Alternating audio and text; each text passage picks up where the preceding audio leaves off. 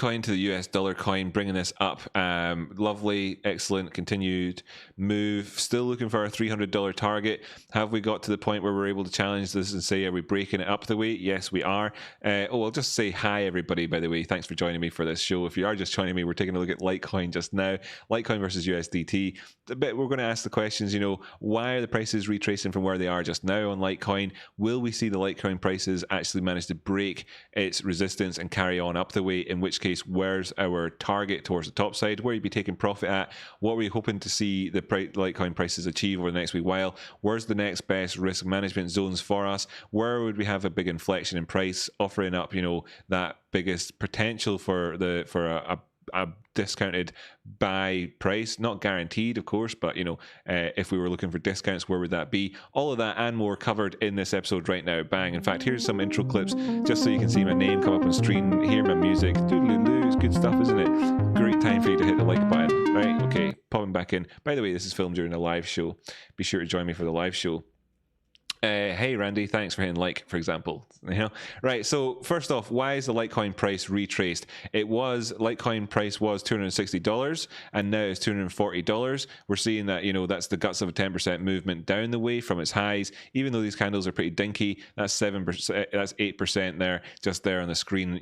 Wow, it doesn't take many big candles to get this thing to really show you some damage to your position if you're long. So why is the prices retraced right now from its highs of $260 down to these lows at $240? Well, Litecoin has been an area where it's actually, really, really done well to have got to in the first place, and profit taking has then ensued as a result of that. And it makes a lot of sense because it was past their previous high. So we've managed to actually achieve there by closing up at the 260 price point was a higher high, and that's fantastic. So it's actually a really positive story in the face of that negative decline.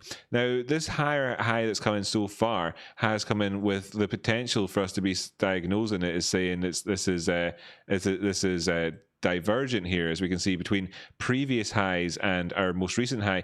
But looking in between, is this period there around the 12th to 14th of March, is this lower high enough for us to say that this was, that this most recent stretch is not divergent, or are we needing to cover it, or we need to test against this previous one? Well, I think we need to test against this previous one, and yes, there's that bearish divergence, and it's within this pattern overall. But we could also be looking at this and asking, hold on a second here, have we got this beautiful W effect on the go here, where we've got, if you were to reverse this, the idea of a sort of Adam and Eve, if you like, but as a reversal potential? Have we got this continuation, sorry, not reversal, but continuation potential for us off the back of this? Do we have that? Could it keep going?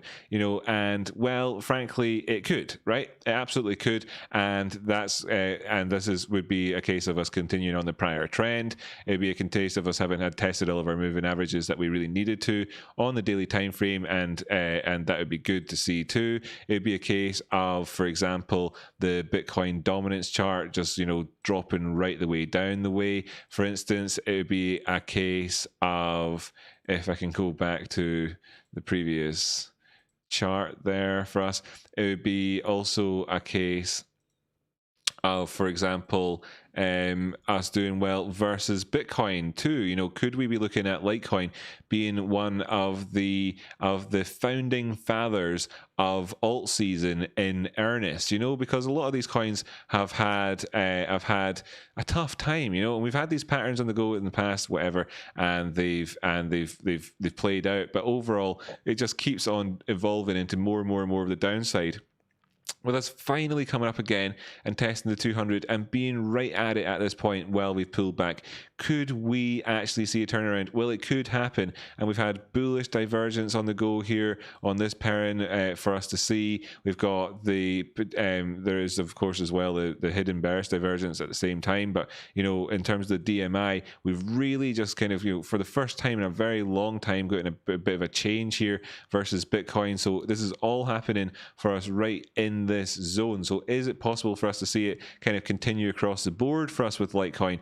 Well, I'd say that it potentially is. So let's go back to the Litecoin USDT chart then, therefore, and analyze this. Now, we know that there's the negative case scenario, so we kind of explained that anyway with regards to this movement with the wedge. And of course, any sort of discussion with regards to Adam and Eve could be made here with saying Adam, Eve, potentially a second Eve. It really, you can make as many pattern claims as you like on this thing, because what we're seeing here is the diminishing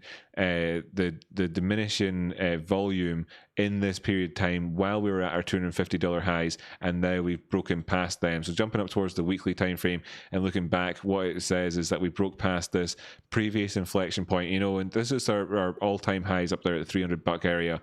We dropped down, and when we rose back up again after the huge drop down, this is, you may not have traded this yourself, but this was a 71% drop down in the price action. And then of course we saw the prices need to rise all the way up 139% to get to that price, and then fail, and of course the downward trend to ensue. So where are we right now? Really, we're in this period where we're seeing that it's getting a bit tentative, a bit prudent, a bit cautious in terms of where we are right here. Are we able to push past? And historically, that's because of course we're in this real key area. If we push up, where does it take us to? All-time highs. That's the measured move. Putting it into the context, can we go to all-time highs?